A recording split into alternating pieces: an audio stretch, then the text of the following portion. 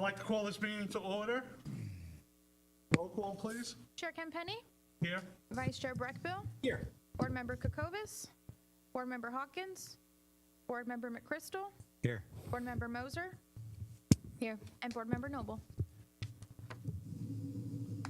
Okay, we can stand for the Pledge of Allegiance, please. Mark, will you lead us in the pledge? Sure.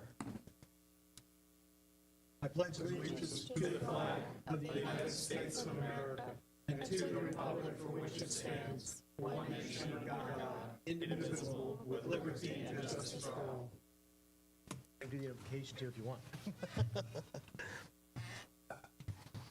By the way, Noble's right there. He was out of the car. I saw him. Let the record show that Mr. Hawkins and Mr. Noble have joined us. I would like to change the agenda just a little bit, a lot.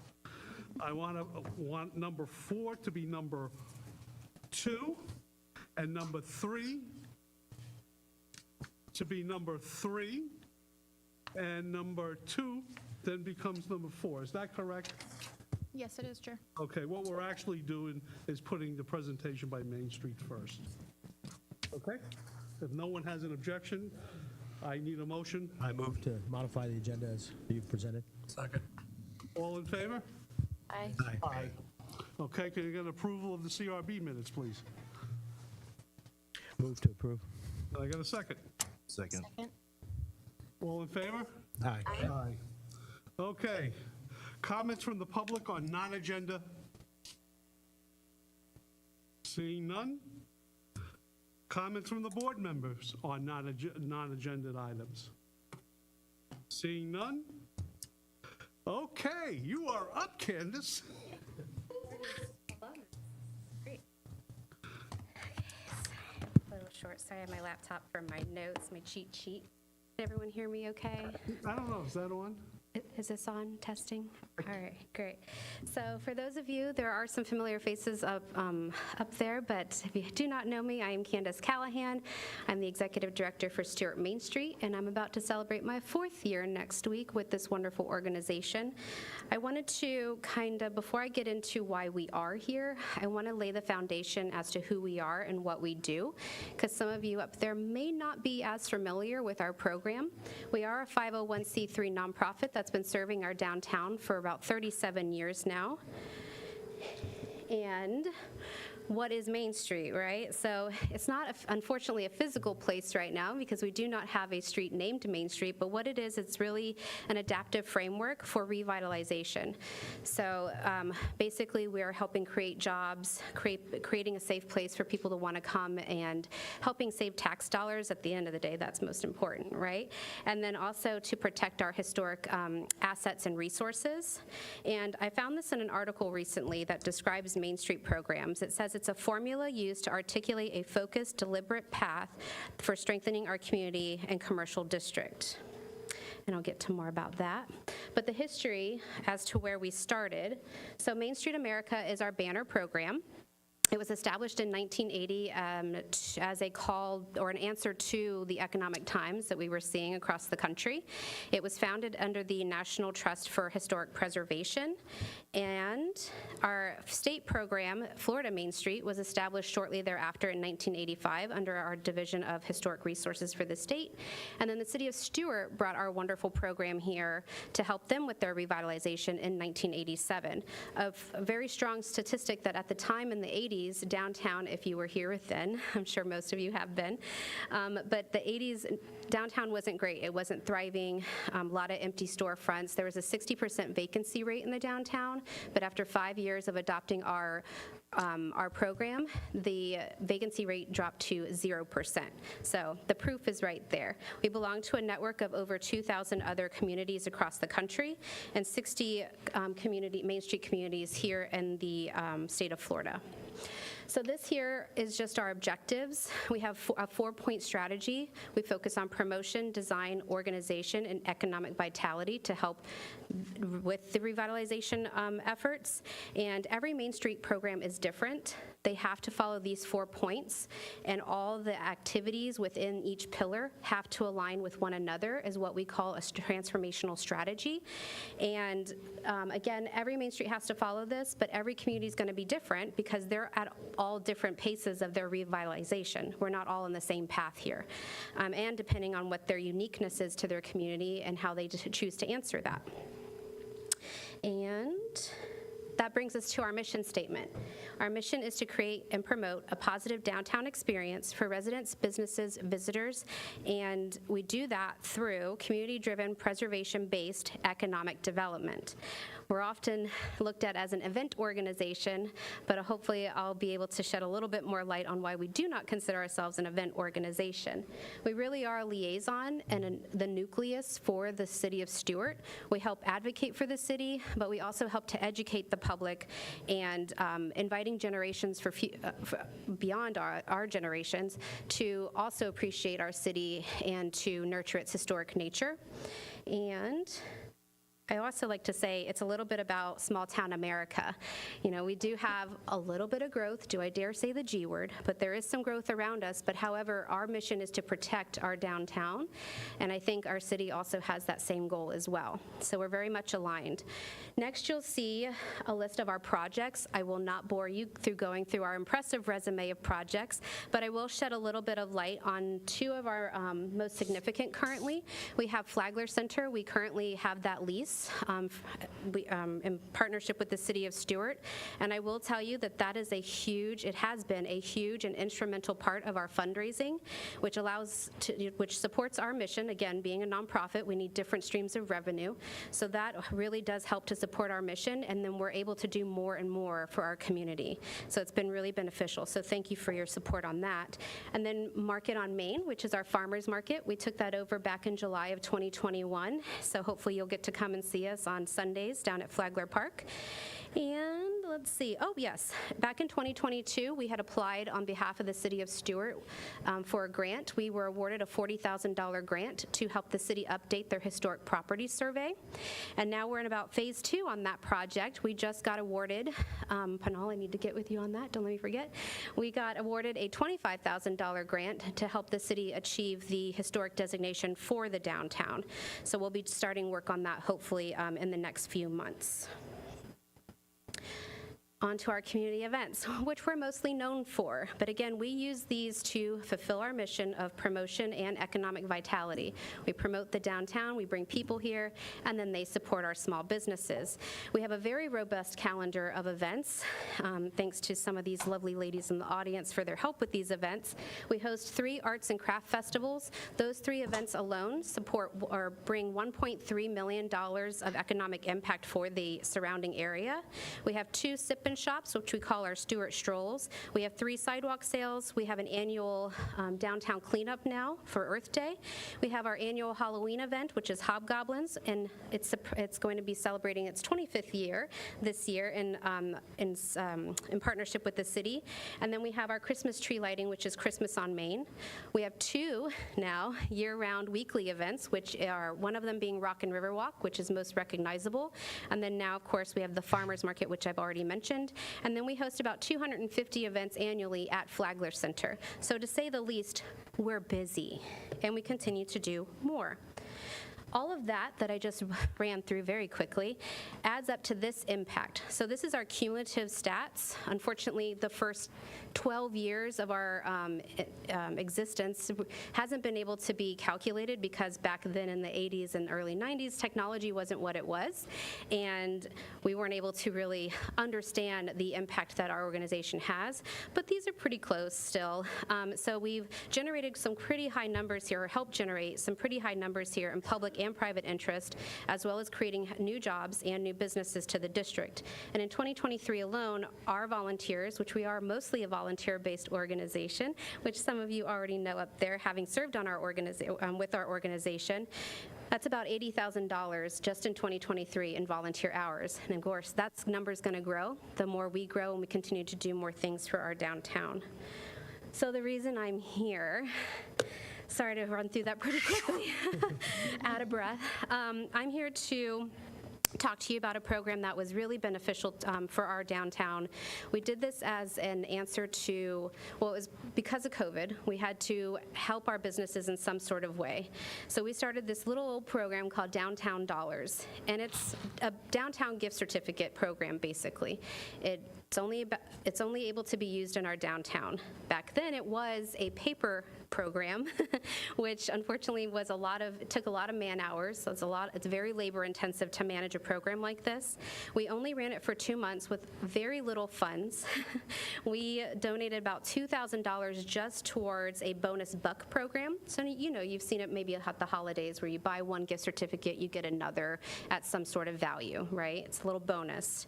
Well, again, we did that for 2 months. That $2,000 was depleted only in 2 weeks.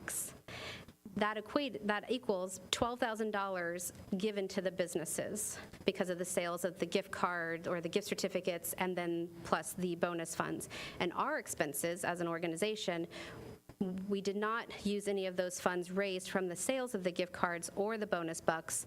We came out of pocket and had the expenses of hiring management for that, putting it on the website, promoting it, advertising it, design, all of that. That was a completely separate line item for us. So because it had such success in such a short amount of time, the businesses, the community they wrapped their arms around this. Our leadership, our city leadership at the time, city staff, really enjoyed this program and really encouraged us to bring it back because of its impact. Here's just a simple list of benefits. I think we all understand the importance that small businesses play in our communities. I read an interesting, I didn't know this, but small businesses actually make up about 98% currently of the I guess I would say the economy throughout the nation. So they equate to about 98%, but they hire like 60 million people. That's a lot. So, but unfortunately, even though they're so important, they're also really susceptible to political, environmental, social variables, hurting their bottom line and hurting their profits. So as a call to answer that, we would hope to bring this program back and bring these benefits back to the table for these business owners. And another statistic is 51% of gift card holders actually try new businesses, which was really interesting to me. And then this is a little bit about what the program looks like. So our hope is actually to partner with a third-party platform. It's called Yifty. It is now currently used by 600 other downtowns across the country. And since its inception in 2020, they've helped generate $30 million for small businesses.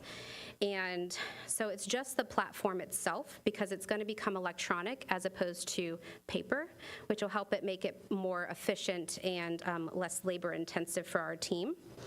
Did I miss anything here? Nope, I think we're good there. If you have any questions, I can definitely answer after I'm done. So, with your support and the businesses in downtown and our community, by reintroducing this program, that benefits both consumers and merchants, we'll be able to help transform the true meaning of supporting local, because we're going to be able to keep those dollars local right here in our economy, in our local economy. And we'll be able to come back each year with more statistics, because now it's electronic. We're able to track certain data a little bit more and measure its impact. And then hopefully you'll be able to join us in this as we continue to grow the positive economic impact for the downtown and for the surrounding area as well. I think you should have received some copies of our letters of support from some of our other economic partners. So we're very happy to have them on board. And I think that is it. Did I miss anything? We're good? Yeah. Thank you, Candace. You're welcome. Are there any questions, specifics about the program? Do you have something to say first? So just to mention, they are requesting $30,000 in CRA funds for this program. So you're not making a motion today, but this is something you'll see in the CRA budget in September. So that's when you'll make the motion to approve this amount for this program, should you decide to move forward. Yes, and So we, this is strictly to whether we will move forward with this. Right, we want to hear your feedback and support for the program, but it's actual, the item will be heard at the budget meeting. yeah, and specifically, if I didn't touch on this, those dollars would be used to sponsor the bonus bucks, to incentivize people to buy the certificates, since this is a new program. Us, as the organization, will have the expense of, obviously, administration, design, promotion, and advertising for this program. So I understand. Yes, sir. So the money is not going to go for the software or to help This- on the website? It's going to go strictly to the small businesses? That's correct. Okay. Everything will go to the businesses from those dollars. Yes, sir. And the platform actually is free to nonprofit, to Main Street programs, so we're thankful for that. Okay. Yes. Yep. Aaron, do you want to say anything? I mean, I don't have much to say. I actually sit on the board of Main Street, so I'm going to recuse myself from voting on this. Okay. And you'll see Lee Baggett later file the proper form. Good. Mark, you want to go? Yeah, just a couple things. One, where do we stand, Candace, right now in terms of number of empty businesses in downtown Stewart? The last report I was able to receive showed 4 vacancies, but 2 had contracts pending, or leases pending. And we've got a couple potential that haven't come to light yet, but. That's so- correct. One unit, unfortunately, I have heard is less than desirable because of the condition of the space. So that needs a little improvement, so that could take a little time. But the other businesses they're great locations, so they should be filled very quickly.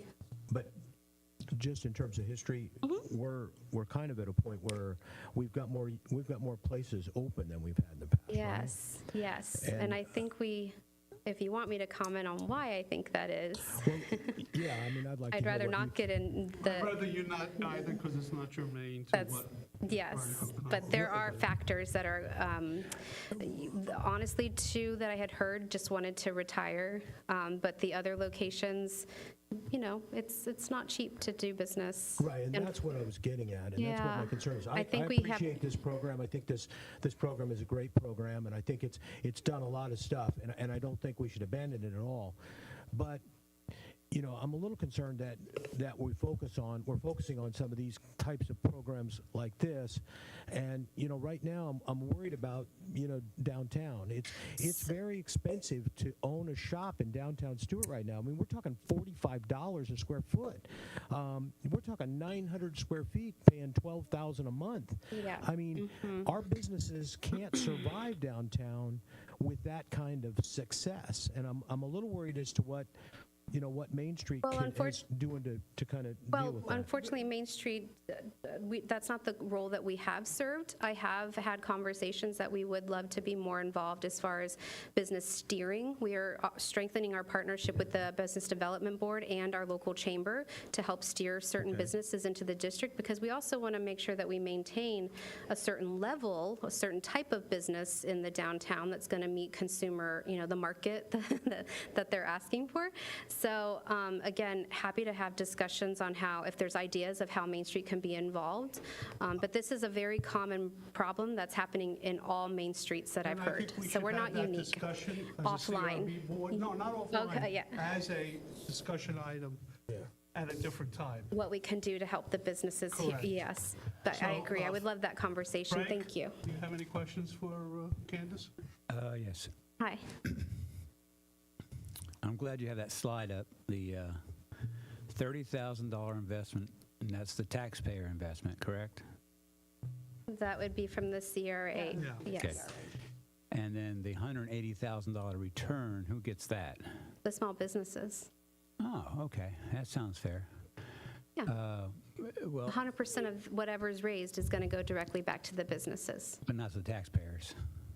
Well, the taxpayers get a lovely downtown experience. Oh, boy, okay.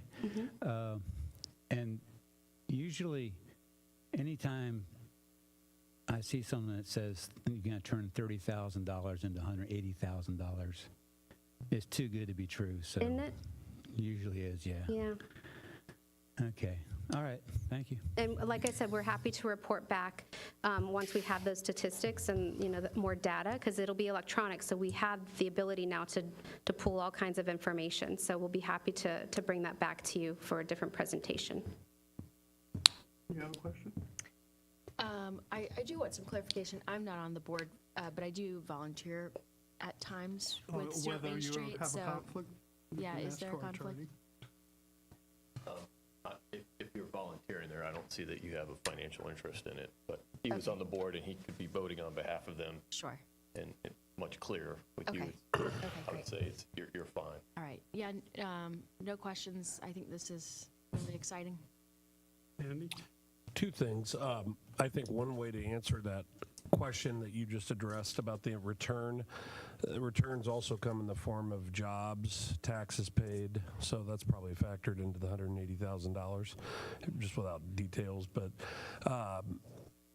the thing I was going to ask you, I'm just curious, what is the primary source of funding for Main Street? Could I? Primary, well, it comes from a couple of different sources. As a nonprofit, we're just like a business. We have to have different revenue streams, right? Flagler Center probably being the most important right now. So we pay rent to the city of Stewart. We hold a lease. We pay for our utilities there and upkeep of the building, but it does help with the bookings. That money does come back into our general operation and our budget. So, and then we do have some revenue from the market, but that we're breaking even there. There's no profit, sort of speak. And then we have opportunities for donations, memberships, sponsorships for our events to help offset our expenses for hosting these events. And we do have, most importantly, our longstanding partnership and agreement with the city of Stewart, where we provide a list of services and they give us, a check every quarter, so long as we stay in I good was just standing, curious. which we have been for this long, so I don't see us doing anything different. Good. Yeah. Sir. I'm like Frank. I just hate taxpayers giving money to, To nonprofits? not, I do, but they're not giving that money to a nonprofit, you're giving it to another business. And so I don't like that either. However, I could see the benefit to this program. So while I may not like it, I think it's one of those things where I would vote in favor of it. Hold my nose, so to speak. Well, thank you, And sir. vote in favor of it. So do we need to take a vote for it to proceed? Because otherwise, how do you know how the rest of people feel? You're going to put it into a budget, and do we vote down the budget You because could of it? pull or that do we item give you out. So if you were not going to support the program, you could pull the item out. The budget is already ready, so it's ready to be Okay, presented. but I think you should have a motion from this board Sure. that they do either That we are- support or not support, so that there's no secrets going forward. I would make a motion that we include this funding in the budget. Can I get a second? Second. Can I get a roll call vote on this, please? Board Member McChrystal? No. Board Member Moser? Yes. Board Member Noble? Yes. Chair Campenny? Yes. Vice Chair Breckbill? Yes. And Board Member Hawkins? You would just excuse yourself. He's going to recuse himself? Yes. Okay, so it passes, so that's fine. Thank you, Candace. Thank you so much. Appreciate that. Okay, so we're going to take what's listed as item 3 next. It has to be done in that order, I was told. So, can I get Martin Luther King Boulevard rezoned to business and mixed-use zoning district ordinance number 2532, 2024, an ordinance of the City Commission of the City of Stewart, Florida. See, it's very nice when you sit up here, amending the city's official zoning map to rezone a 2.4 acre parcel located at 710 Martin Luther King Boulevard, being more described in Exhibit A, attached from Commercial Planning Unit Development, CPUD, to Business and Mixed Use, BMU zoning designation, providing direction to the city clerk, providing for repeal of all ordinances in conflict, providing for an effective date, and for other purposes. Jody, way down yonder in the pawpaw patch. Good evening, board members. For the record, my name is Jody Kugler. I am the Development Director. Tonight I'll be presenting agenda item number 2. This is a rezoning request for a property located at 710 Martin Luther King Boulevard. In accordance with the public notice requirements, it was mailed out notices within 300 feet. We also did post signs on 3 parts of the property, and also did have a special neighborhood meeting held at the community center. As you can see, the project is located at 710 Southeast Martin Luther King Boulevard, and the property is located at the intersection of Martin Luther King Boulevard and Tarpon Avenue. Total acre is 2.4 and is located within the city's overlay within the CRA and East Stewart. The applicant is the Community Redevelopment Agency with the City of Stewart, and they're requesting to change this from a commercial plan unit development to a BMU designation. The future land use is East Stewart. As you recall, in 2023, the City Commission adopted the East Stewart Overlay District, which is the form-based code. So this is one of our first projects coming out of the gate for this in this rezoning and project.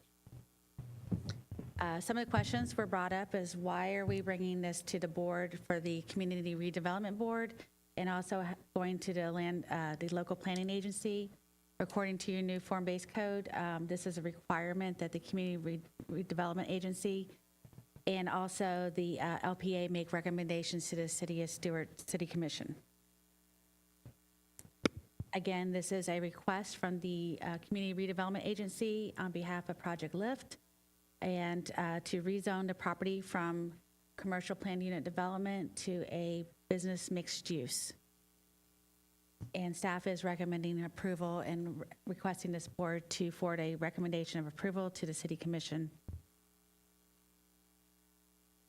Okay. The applicant does have a presentation, however, there is combined with the 2 projects.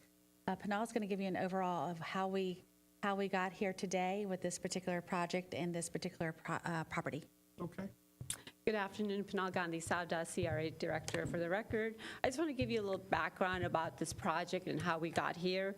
The CRA applied for the CDBG, which is a Community Development Block Grant COVID program back in 2021.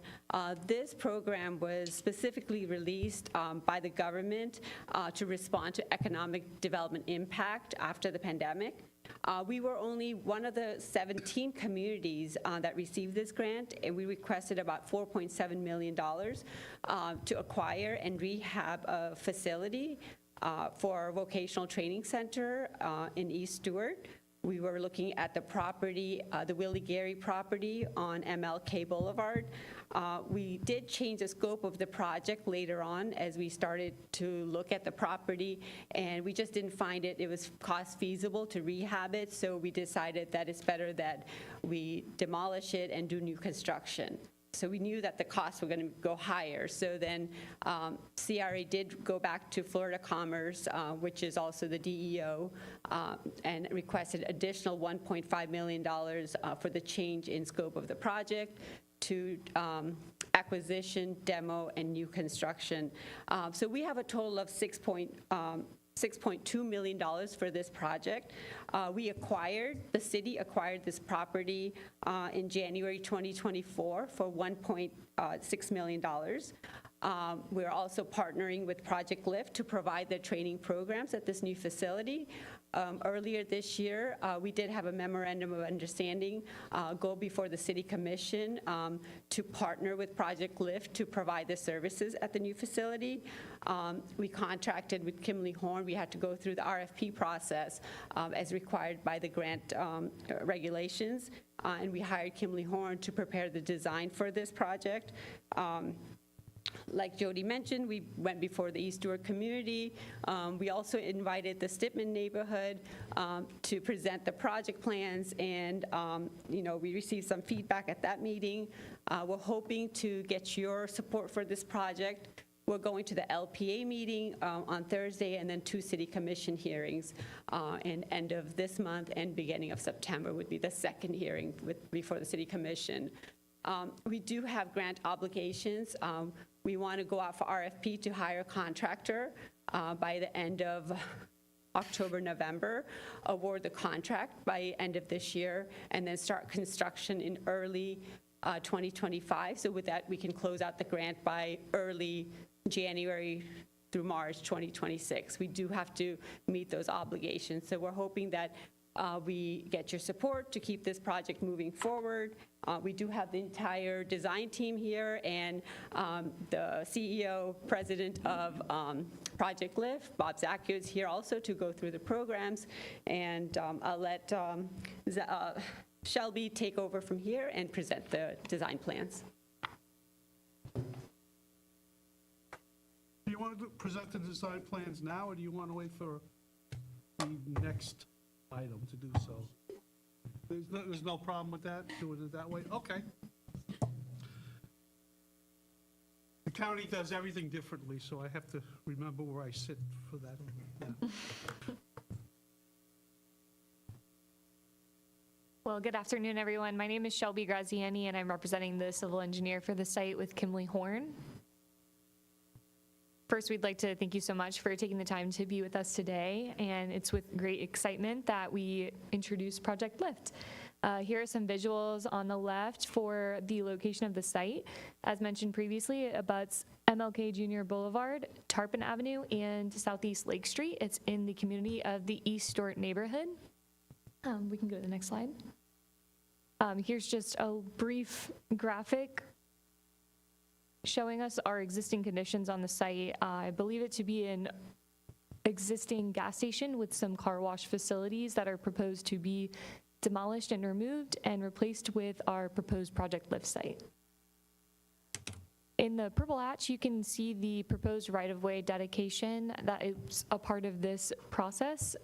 We also have the 12,000 square foot proposed vocational skills training facility, related parking to serve the 14 staff and approximately 16 students, and 2 proposed dry retention ponds and related landscaping. Here's a visual for our proposed utilities that would connect to the city system and serve the proposed site. And here is some more pretty pictures of the proposed landscaping plan. This one is a fun one to show to emphasize the proposed shared use path, which lines the west side of the site from north to south. Thank you, Jody. And now on to the more exciting things. I'll bring up our HUM architect representative to explain his renderings.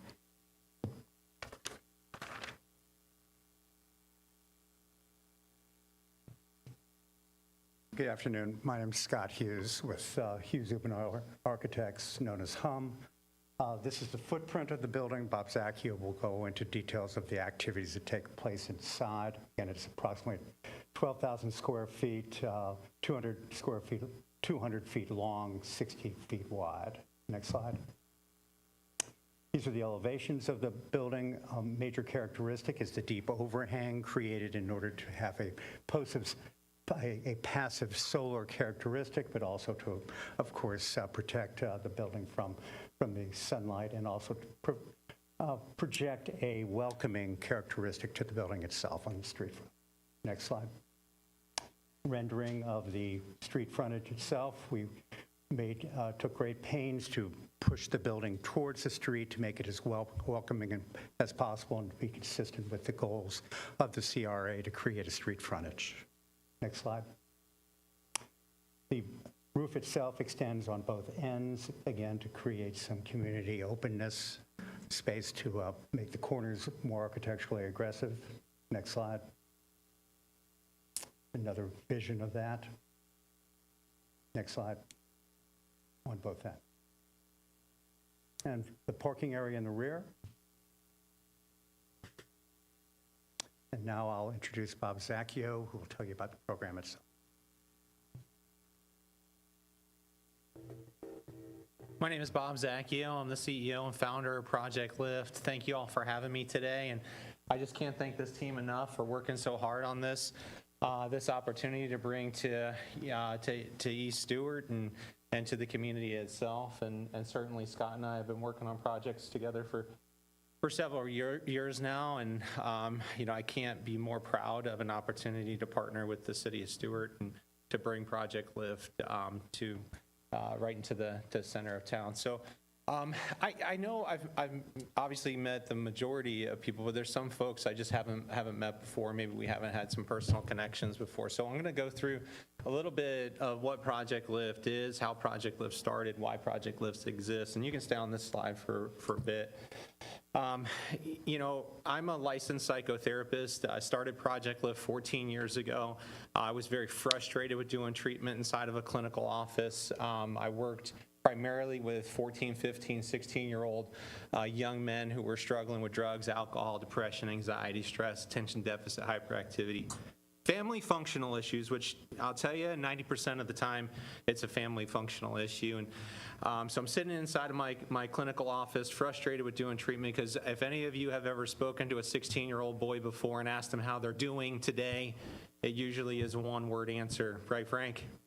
One-word answers, right? That's exactly right.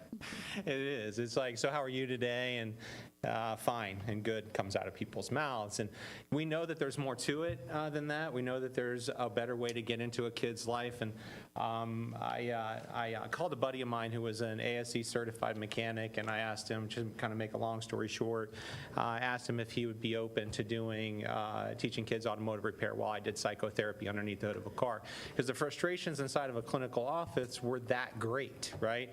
I realized quickly that 7 weeks of treatment that we were providing for a kid, 45 minutes a clip. I'm sure that there's people on this panel where mental health has affected their own family or themselves, or drugs and alcohol have affected their own family or themselves. And we do know that 45 minutes sometimes just isn't enough. And what we really wanted to do was get a kid outside of that clinical office so that they could experience something greater. And that's relationship, true relationship with true mentoring, with true opportunities for growth. And that's how Project Lift started. That first year, we worked with 19 kids out of, if you want to go to the next slide, I think it's some of the stats are here. Next slide.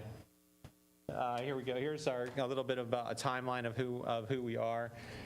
We founded Project Lift in 2010. It actually started in the city of Stewart.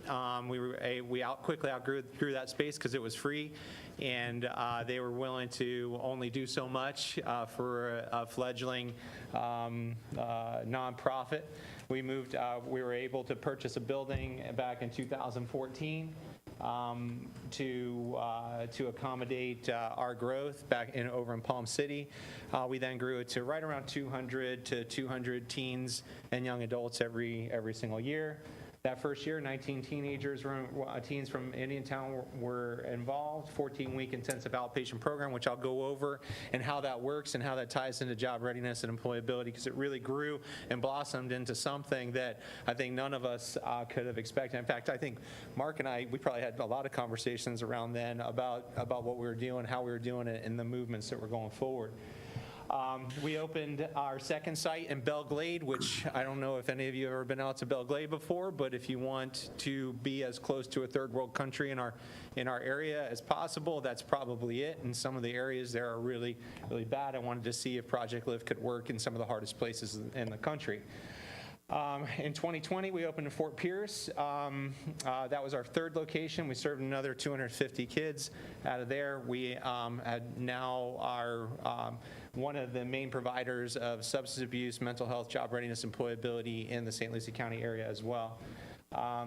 At year 14, we served just under 530 students in our Martin County, Palm City site, right? That's an incredible amount of growth. A lot of those teens from all over the county were going from Jensen Beach to Indiantown to Hope Sound to Stewart, everywhere across the piece. So, and now here we are in 2026, which it absolutely moves me to be standing up here and hearing a presentation about Project Lift, right? And hearing and seeing what this looks like, because this dream of mine to see something like this come and be in the middle of our community is emotional for me. This is my community. It's where I grew up. East Stewart, I played my youth sports in Stewart. I was a Stewart Hornet. I'm very proud of that, and when anybody's ready to bring that team back, I'm ready to be a part of that for sure, because it saved a lot of kids' lives. So that's 2026, a future look at it. So let's go with a day in the life of a Project Lift kid and young adult, because there's a lot of questions about, hey, how is it that we serve kind of into that young adult range as well, right? Our main gig has always been working with 14 and 19-year-olds. 14 and 19-year-olds who are struggling with the walls of the school, frankly, right? So I say this with absolute authority. I do care who is in the room, but I just know what I know, is that a lot of times the school, the walls of the school don't really resonate with a lot of the kids that we work with, right? And it is 2024, so we really need to change the way we do things. There's a lot of changes on the horizon. We need to act like, this is the way I put it at a presentation this morning. Look, we're not leading like we're in the middle of a pandemic anymore. We're leading like we're coming out of that pandemic. We have to lead differently now, and things have changed in a big way. So our first program starts at 8 o'clock in the morning. It is actually a career rising program. Those are teens that have dropped out of high school. They're typically 17, called rising 17-year-olds to 24 years old, which are indicative of some of the grants and the operational funds that we get through to support Project Lift and the different funding arms that we have, in which I'd be happy to answer questions on funding arms if you have those questions. They rising 17-year-olds to 24, they get there at 8 o'clock in the morning. They do hands-on, high-touch vocational training. We do not slide a book in front of these kids and say, here, learn chapters 1 through 4. I can tell you it doesn't work. We live in a different day and age now. We want to be in a position where we put a 2,800-degree oxyacetylene torch into a kid's hand and make them learn, right? Because that somewhere along the line, that's how it happened for us. We get that opportunity to change them, and that's, to me, the easiest way to change a kid, especially through a therapeutic process, right? Fear does that, right? Hey, I'm afraid of this tool, but I have to trust this mentor, right? Oh, Joe's been preaching it forever. I see the pointing back and forth with you two. Hey, this is, Joe and I have had these conversations a million times, right? It changes people. Get them into that position. So tell me, was he a teacher of yours? No, thank God. Can I make sure? Thank God Joe Flanagan was not my teacher. What I was pointing to Joe about was simply that it's the fear is missing in our school system.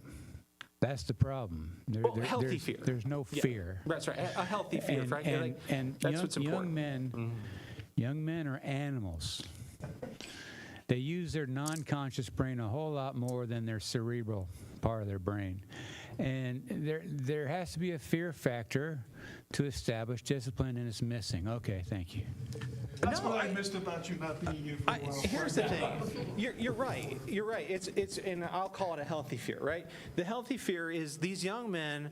When I was a kid, I could climb to the top of the tree, right? I'd climb to the top of the tree, and my mom would be yelling at me, "Get down, get down, get down." I'd fall, break my arm, and she'd be like, "Oh, I told you not to climb the tree," and I'd get that cast on, and guess what I was doing the next day? Climbing the tree, right, with one arm. Right? Because that's what we do, right? That's young men. You put that healthy fear in place, and that's what happens. And it also fosters good mentoring, right? That kid has to trust the vocational trainer or the vocational mentor because he has no idea how to use that machine. And oh, by the way, an oxyacetylene torch is the most powerful torch in anybody's shop, right? It doesn't matter. You can go across the country, and that is your most powerful tool in anybody's. So now you foster trust with the mentor, and you foster trust with the kid. It goes back and forth, and that's how relationship builds. So hands-on, high-touch vocational training. They go into mental health counseling one-on-one. They also do group therapy sessions. We have a family-style meal together where we all sit down, staff and kids, and break bread. We sit down and make sure that we're all eating together. That happens at every one of our facilities 2 times a day. For one, the first one's at lunch. And oh, by the way, that's usually the biggest meal of the day. I think anybody know the farmer methods, right? The farmer is everybody sat down and ate a big meal at lunchtime. Right? Your lighter meal was in the afternoon. So it kind of fosters this kind of way of being that gives that connectivity.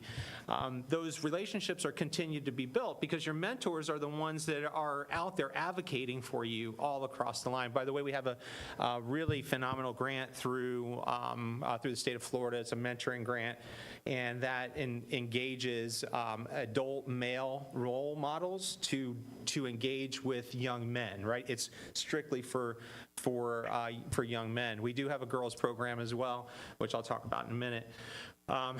We have our family style meal, then they go into our high school diploma program. The majority of the teens that are working in our Career Rising program in the morning have dropped out of high school, or they've been out of high school for quite some time and they want to work on getting their high school diploma.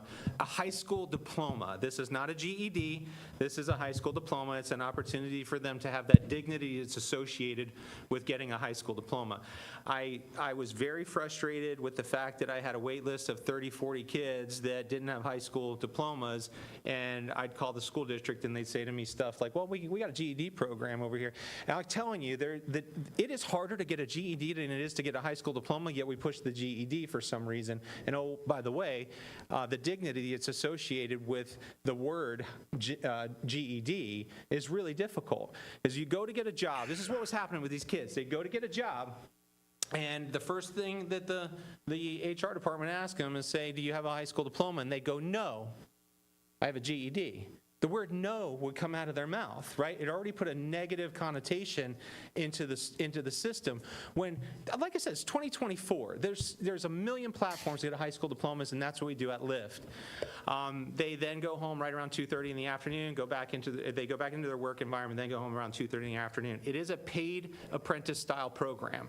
So they actually get $15 an hour for the work that they do while they're at Project Lyft. So they're earning a paycheck, they're getting themselves out of generational poverty, they're learning a skilled trade, they're getting relationships built, they're earning their high school diploma, they're getting high quality mental health and substance abuse counseling if they need it, because by the way, these companies, they're not going to hire you if you're pop hot on a drug screen.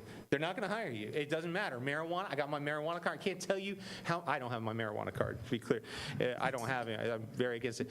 Here's the deal, is they come in and they go, well, I have a marijuana card. I can do whatever I want. And I'm sure Dr. Kokovis would confer on this with her HHS experiences on it, right? Is go, well, guess what? The company's not going to hire you. They don't care about your card. They care about what's in your system, right? And whether or not you're going to be able to operate machinery. So I'll put our kids up against any currently employed person right now to compare on that area. Second program we have is our teens come to us right around 3 o'clock in the afternoon. They're 14 and 19 years old. Am I on a time crunch? Yes, you are. Thank you, Tom. Thank you. I got it. Someone just has to tell me, Tom. That's all. Right? We got our 14 and 19-year-olds. Those are the teens that come to us that have been adjudicated through the court systems. They go through the same exact systems that Project Lyft's Career Rising goes through. They do hands-on, high-touch vocational training. They do mental health, substance abuse counseling. They do the family-style meal, group therapies, and then transported home at night. We transport all of the teens and young adults to and from our organization. They are also paid apprentice-style programming. And then the third program that we have that goes from 5:30 at night. So there's a little bit of an overlap on the kids that are still in high school, so they go until about 6:30 at night. But our third program is 5:30 p.m. to 10:30 p.m., and that's a full electrical apprentice program. We have 24 young adults and rising teenagers in that program. It's a full program. This is 4 years of commitment with employment. This is real deal connectivity to a full apprentice programming. With construction, and that's what we're planning on bringing to Stewart. This is a long-term investment. This is something that my heart and soul has been in Stewart for my entire life.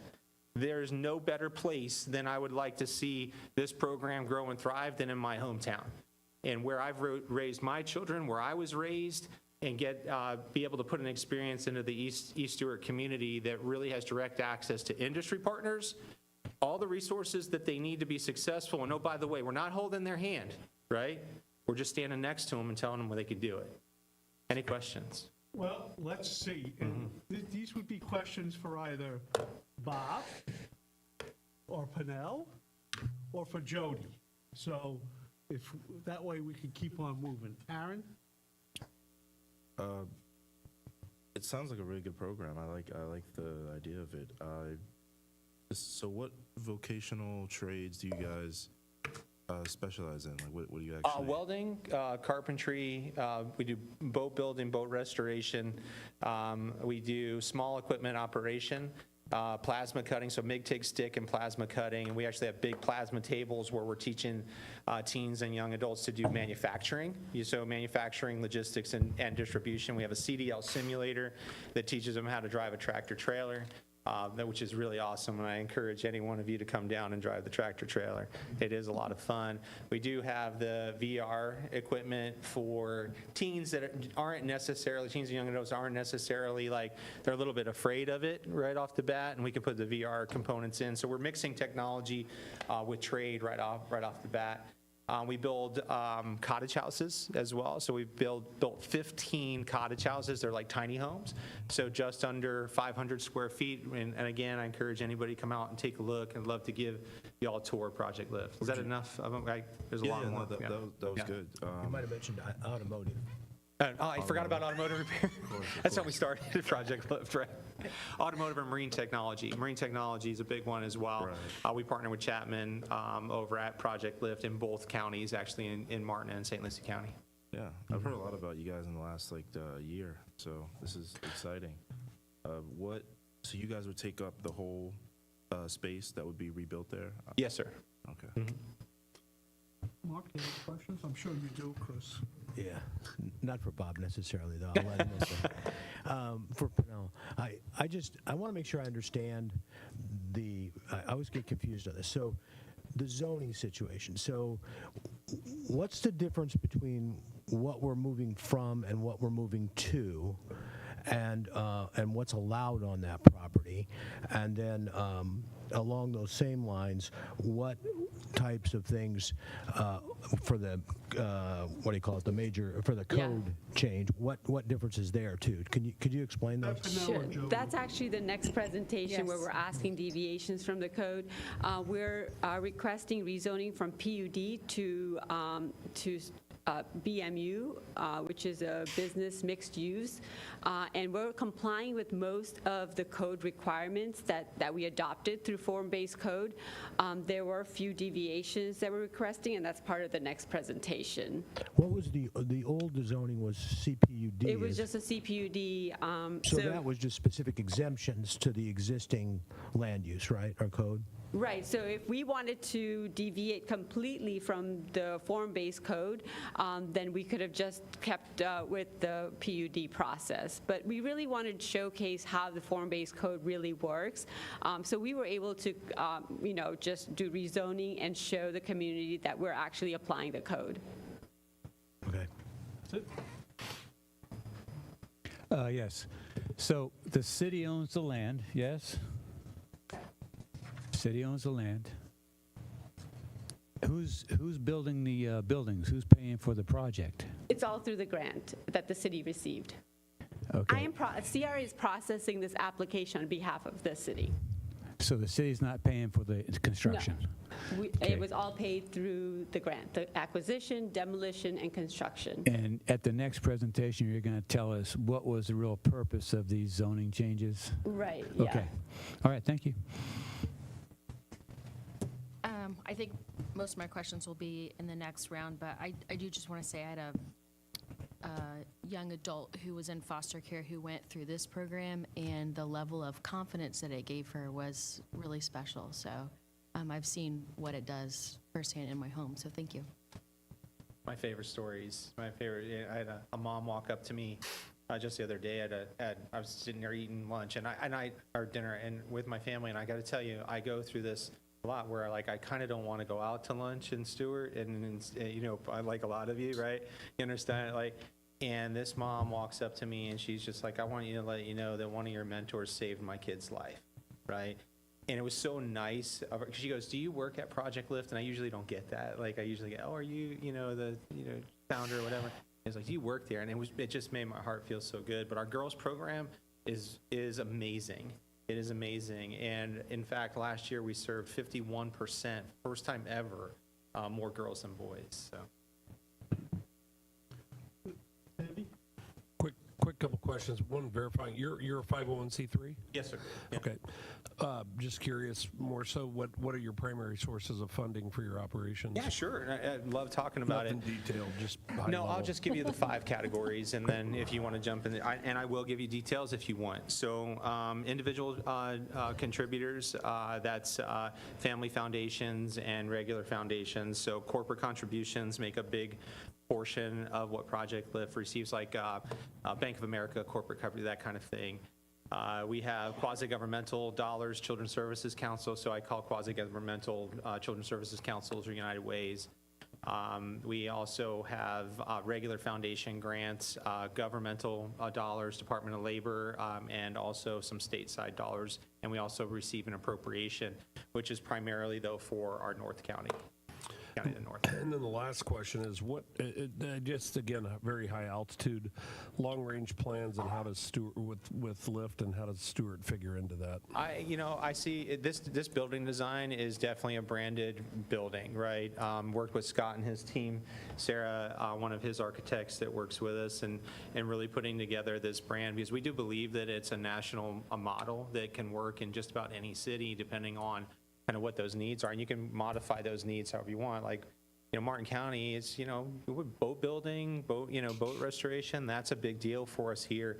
Manufacturing also is starting to kick up, and we also have St. Lucie County that's very, very close to us, right? So we have a lot of jobs and opportunities 12 miles from here, which is super close and super, super good. So we have a high level on this is my belief is that in the next 10 years, we could be in 60 cities, 120,000 people out of poverty, and 30,000 teens served. And I believe our Stewart location will be the flagship. We want people to come here and see how this changes a community and how this can be affect something nationally, and be able to use it as not only a place for the teens and young adults of East Stewart, and the surrounding areas, I call it North of Cove Road kind of thing, but also as a training ground for others to be able to experience something that they can bring to their own communities. Great. Yeah.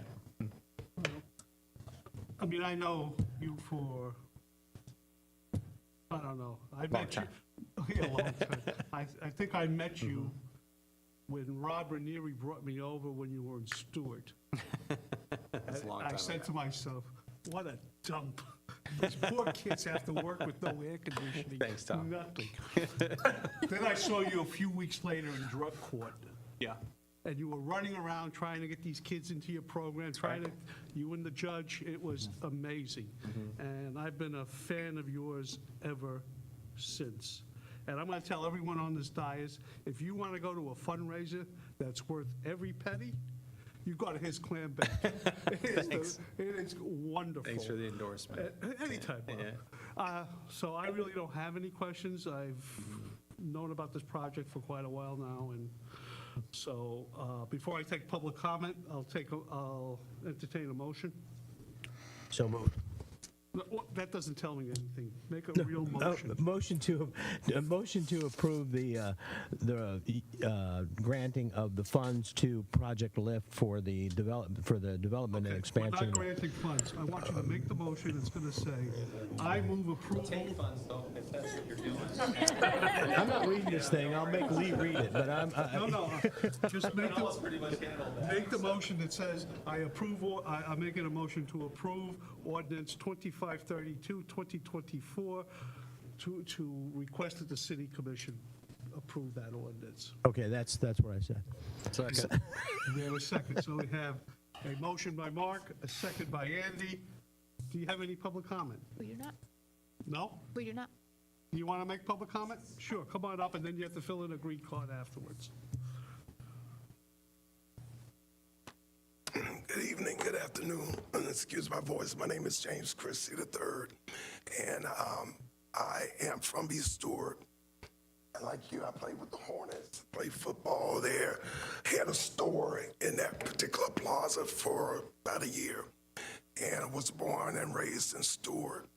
But I want to tell you, there is opposition to this particular project being in East Stewart and being on that site.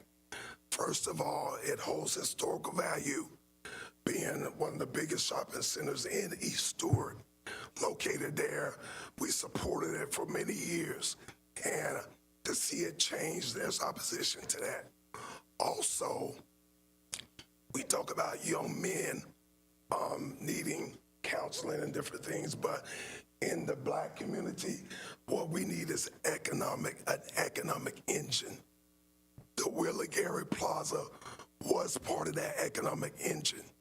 And we need to realize that when this property is bought by the city and then determine what was going to be put on it, I'm not familiar with any meeting regarding getting feedback from the community regarding this project. And I keep up on things pretty good. I'm not aware of any meeting. But I'm here today to get on record and to tell you there is opposition for this project. Currently, we have residents of the community putting together an alternative plan. And that what you're doing is Mr. Christie, you have to address the board. Okay. This gentleman behind me, what he's doing, I looked at him because I was addressing him about this statement. He's doing great work. That's great work you're doing. And I'm in support of it.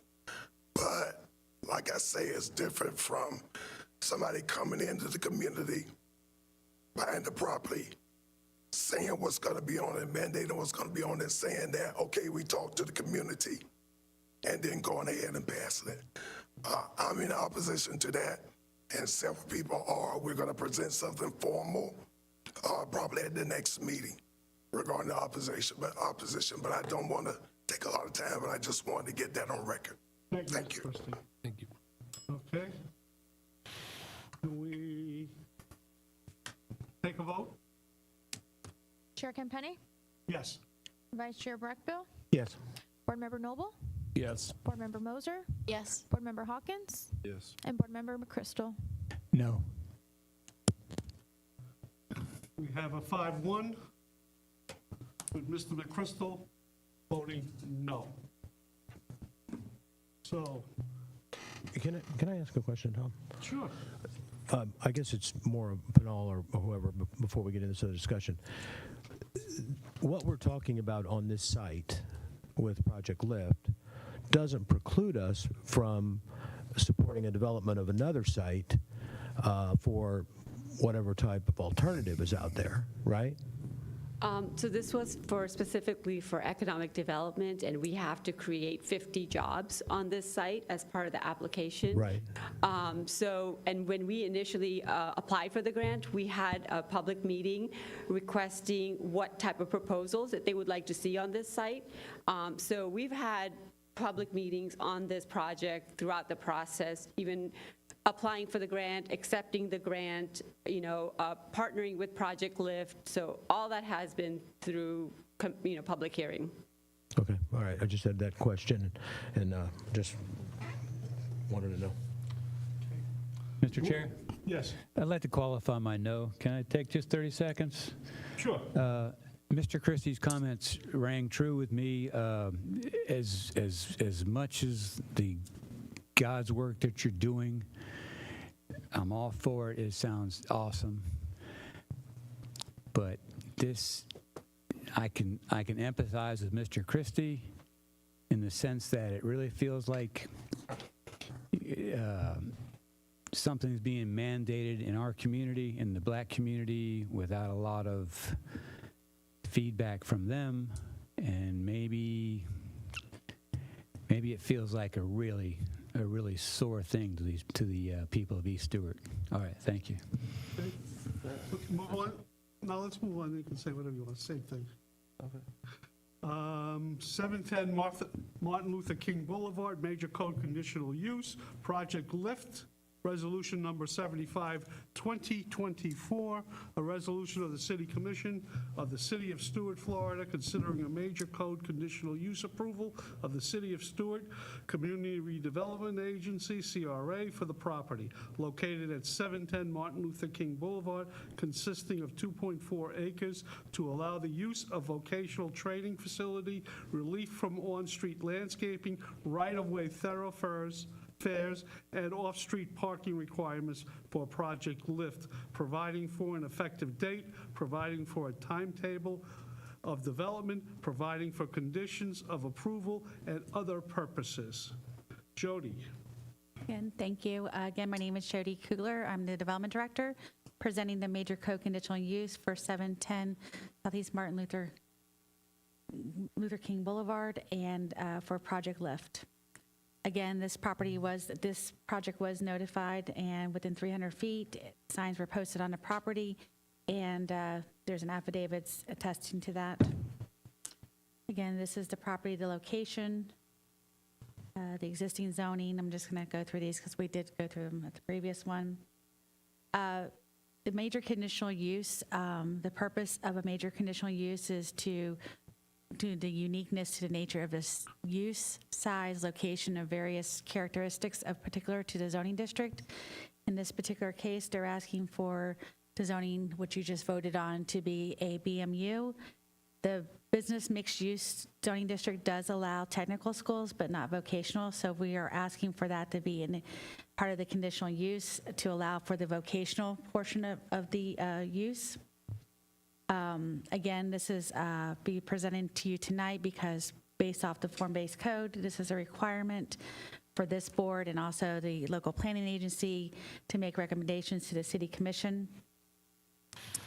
Staff is recommending, I apologize, there was a slide in here that talked about their different, I apologize, there was a slide in here that talked about their exemptions that they're requesting from the board as part of the conditional use.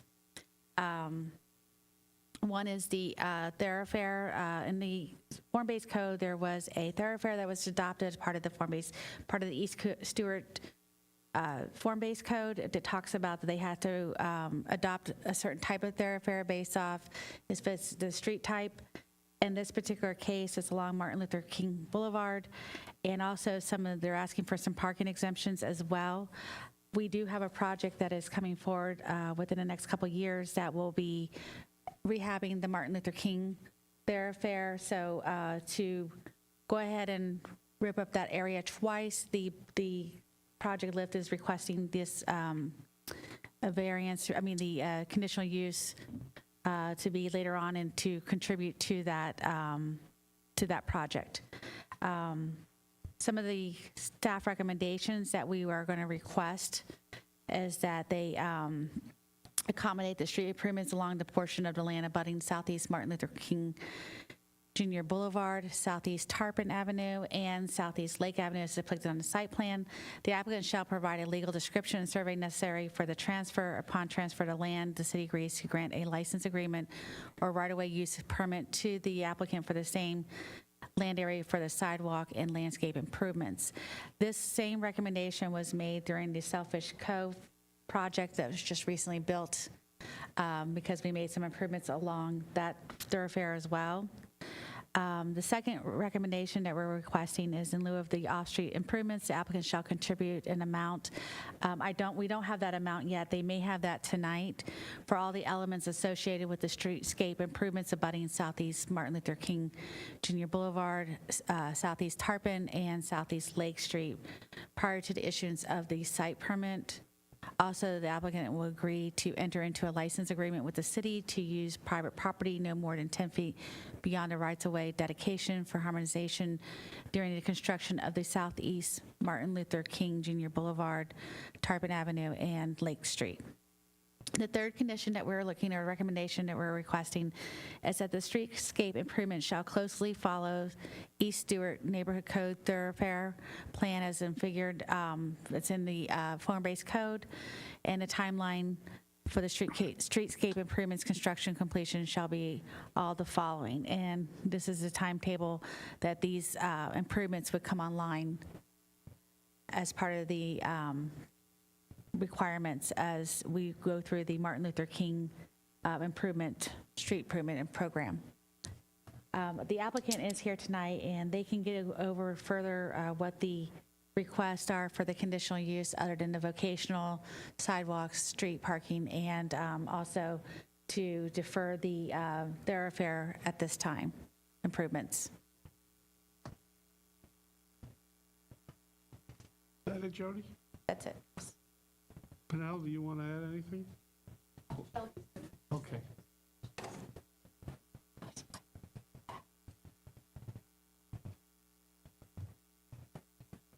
Good afternoon again. This is Shelby Graziani representing the civil engineering firm Kinley Horn. I'm just going to reference our justification letter since we don't have a slide to illustrate the major conditional use items that we're seeking relief from.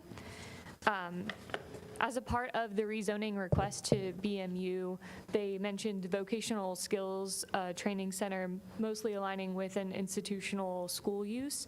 So for that use to be approved at this site, we are requesting a conditional use approval with the rezoning request. Additionally, we are requesting relief via the waiver request table through this new process, the major conditional use. It's a requirement to propose 10 trees beyond the proposed property line. With that right-of-way dedication and working so closely with the city CRA department, we are aware of future phase 2 improvements that are forthcoming. Thus, we would like to provide 31 trees within the future right-of-way and 24 trees on site that reflect that revised proposed property line. So just in those areas of the right-of-way dedication, which on the site plan were hatched out in that purple, we'll have street trees that are set back a little bit further than your standard street trees would be, with the reference to the future developments that are forthcoming along MLK Boulevard and Tarpon Avenue, as well as Lake Street. The next waiver request is in regards to the required parking on site. The waiver request specifies the requirement at 1 space per 300 square foot for this building. With the nature of the site, Bob spoke to this briefly. These students are typically bused in to from the site. So we are providing parking mainly for the staff that are there to train and facilitate the counseling. We are proposing, in lieu of the 1 space per 300 square foot, 1 space per 450 square foot due to the size of the building. We have a parking statement that was reviewed by the City of Stuart that justifies this, that can be made available as well.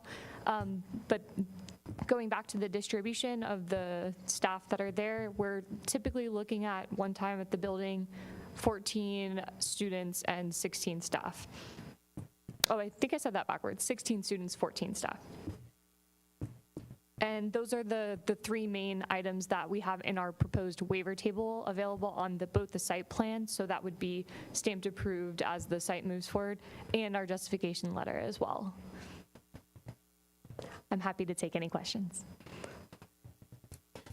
I do have one, the conditional use about the trees along MLK.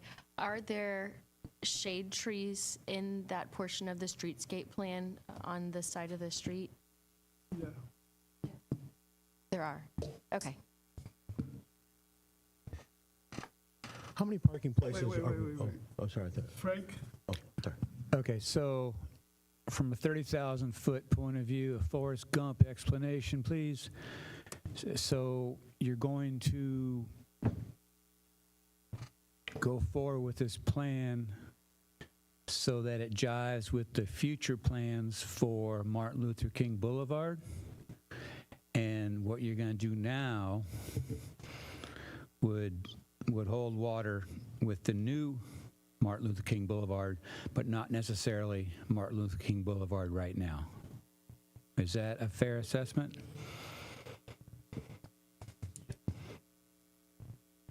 So what Frank is asking, what you're doing now. Let me text you. What you're doing now will be okay once the other part of Martin Luther King, once we do the streetscape of Martin Luther King. That's correct, You're yes. anticipating what's going to be done, and you're Yes. doing it in such a fashion. And just due to the nature of this project being now and the future projects with their own timelines that Jody touched on, we just want to ensure that the city is aware that for now we'll need these waivers approved until the future projects are. And the 33% reduction in parking requirements is assuming that building will be used only for this purpose forever and ever and ever. Yes? Correct. Yes, it would be consistent with the All right, thank you. vocational training center use. Do you have any other questions? I have some comments on the plans, so I can do those last if anybody No, else go wants ahead. to. Okay. Make your comments. I'm really excited that you all are exploring the form-based code on this project site, and I want to commend you with the building fronting the street the way it is. I think it will make MLK a street that can be economically developed well, because it's going to feel appropriate for that street and for the use. I really like the rendering of the architecture. I wonder if the color scheme is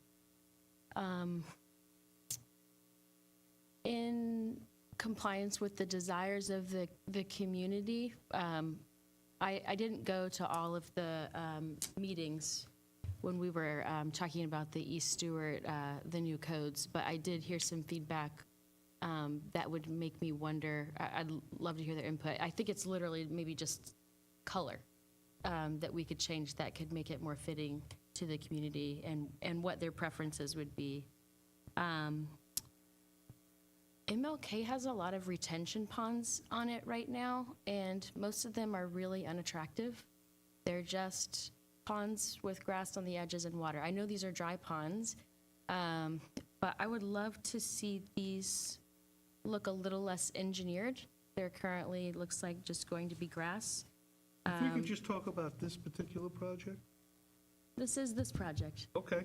But I'm just talking about the character of the street, and I think this would be a good example. Sorry. Third, I took a really deep dive in your planting plan, and the red maple, I definitely love it, but I haven't seen them successfully living where they've been planted on projects in Martin County recently, so I don't know if it's gonna work well in the parking lot. And that's it. Okay. I can speak to a few of the concerns. We are in coordination on the branding of the building, so the color scheme is probably something that we could look more into. Regarding the dry ponds concern, what's kind of exciting about the shared use path that we propose is that it's following the East Shore Neighborhood Code, and it's lined with trees and pedestrian lighting. So we're kind of hoping that the public is almost kind of shielded from some of those dry retention pond aspects. So I hope this helps with that. This question's for anybody who can answer it from the city. So this project is based on the assumption that the Martin Luther King Boulevard project is full steam ahead. It's going to happen no matter what. Is that true? Yeah, so we are currently in the final design phase, so we're already at 60% design, and it's slated for construction in 27, 28. It's in the capital improvement projects list that you usually see as part of the budget. So it's a done deal. It's happening. It still has to get approved. It's in the CIP, but the actual approval will happen probably in the fiscal year 2027 budget year. So the board has been seeing it. We've already spent over $400,000 on the design. The board approved that budget for the design. So it's been coming to the board for approval. Now it's just a matter of finishing up the design and going to construction phase. And I would say there are elections every 2 years. Yes, and we deal with that. The red maple thing, the only place I've seen the red maple surviving on their own is when they're planted around the same spots as they plant the cypress, very wet conditions. Yeah, that was my concern is we're pretty sandy here in the downtown Stewart area, and so I just don't know if they're going to make it. We will look into that. Okay. Andy, you have anything? I don't have any. Aaron? Yeah, I just had a quick comment about the project. I like the idea of Project Lift being there, but I think this is the right change to the code, going from a CPUD to business mixed use. I think is a good idea for the site.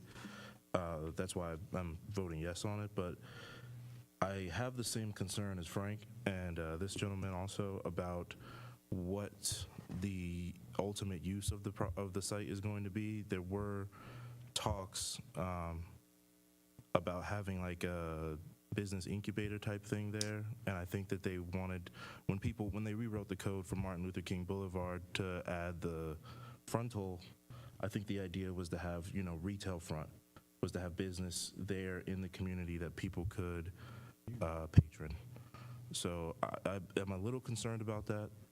I understand we've already spent a lot of money on designs. I'd like to know, if there's a way we can figure out a way to fit those type of aspects into this, but that's just what I wanted to comment on.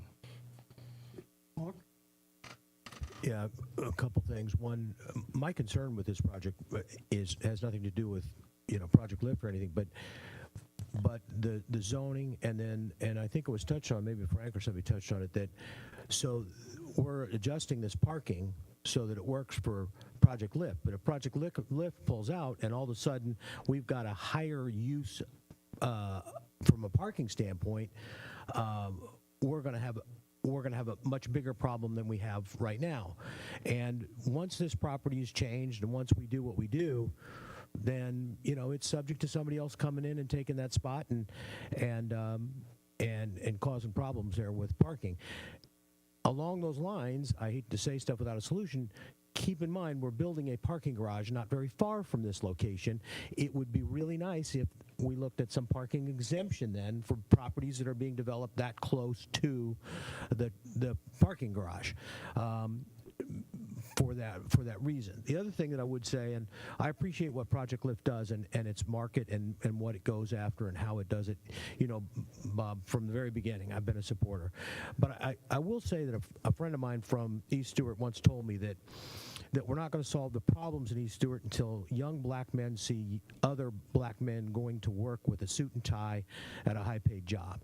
And so I think we want to, I think we want to look at, that's why I had the question for Pinal, it doesn't preclude us from doing other types of things there to encourage jobs, economic development at all levels, not only trades, but at other levels, professional levels and other levels. So, but my concern is the parking and allowing the project to go through based on the existing parking, but not allowing for what could happen and what we're going to do there.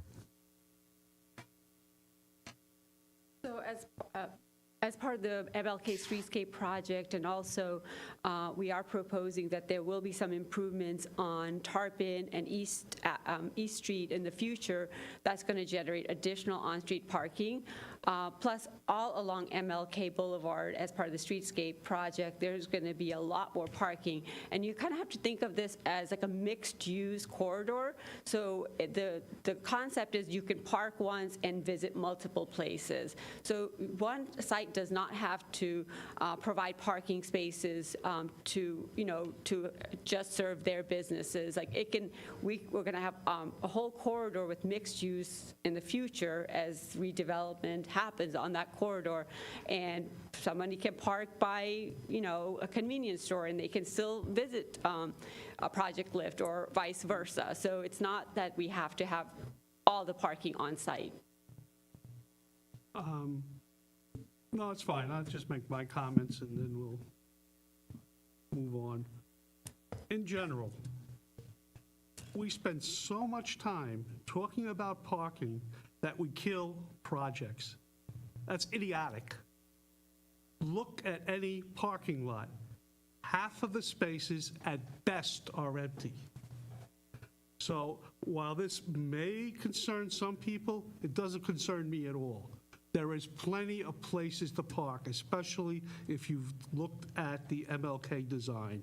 And I don't know how, I think you have like over 100 spaces on MLK when that's all said and done. So, yes. I'm just so tired of us talking about parking as if parking drives what kind of business we put in, where people live. It's stupid. We need to start talking about building things for people and businesses, not building things for cars. So it doesn't bother me at all. as to the first time I took a look at this, not this project, but this piece of property, was with Jim Cherlsky in 2012. And we had a meeting with the Garys to see whether they would ever, in 2014, and I had a meeting in 2015, and I had a meeting in 2016. It is an eyesore. It has been an eyesore since I came to Stewart in 2004. This is a good project. And we could say, let's wait till we get some other project, but it hasn't arrived in all those years. So should we just leave it alone? If we put this project in, it's going to have 30 people, according to what you told me, 14 and 16, who need to go out and buy things. That will generate business. This is a generator of business. You don't generate business by opening a store and then there's nothing there or around it. Sam was there for a number of years. Sam couldn't buy the property, so he left. I just think it's time that we start to develop, and who are the kids that are going to go to this place? Who are the young people? It's going to be primarily East Stewart people. It's going to be the kids who are in the schools. So I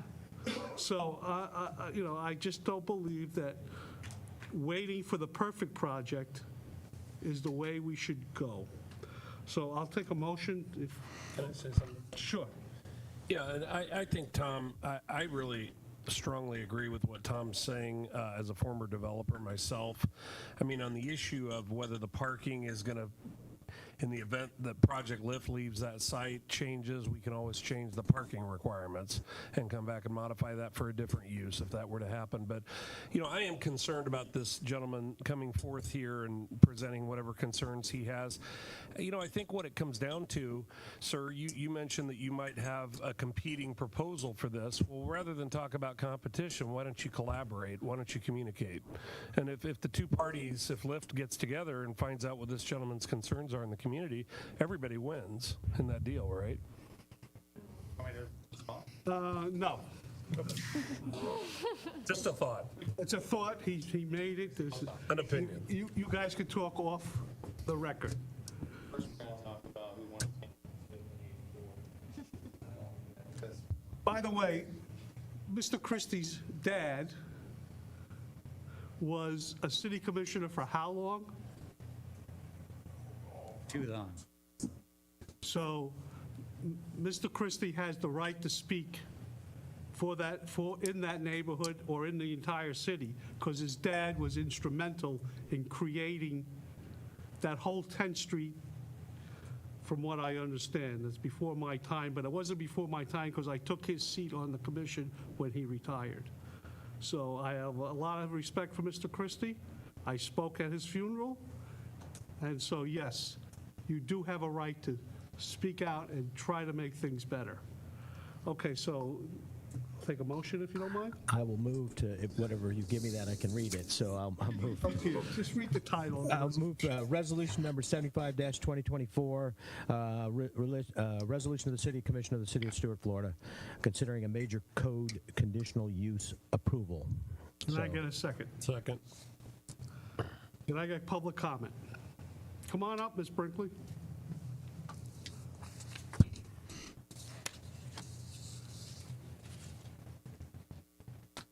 Good evening, Betty Brinkley. I'm a member. We was in a meeting 4 or 5 years ago, and you started with this base farm code and the changing of Martin Luther King to parallel parking from what it is now. And the community at that point said we didn't want that, but damn us anyway, you damn us anyway. We said we didn't want that. We wanted to leave it as it is, but you don't hear us. You don't give a damn about it, because we went against it. East Stewart is a community. It's not a business district where you want to connect us to Canoe Creek and all that to a business. We are a community. And that's what we're trying to keep is our community when you're trying to take our community from us. We own home in there. We work hard to get them. And eventually, you come in there with this tax thing where poor people can't afford the tax, and the hell we gone. And I'm upset with you, heartless people, money, money, money. And that's all you're thinking about. Parallel parking is not what we wanted. We live over there. You disregard us as human beings. You want to take us back to Jim Crow, where we have no kind of say in 2024 of what we want in our community? Please. This is a new day. It's time out for Jim Crow. Hear us. We done spoke, but you disregard us as human beings. We mean nothing to you all. Not all of you, but most of you. Ms. Brinkley, you have to fill out a form, please. Oh, Okay. it's sad. It's sad living in a sad state of the world. We have a motion. We have a second. Pennell, if you call the roll, please. I mean, Pennell.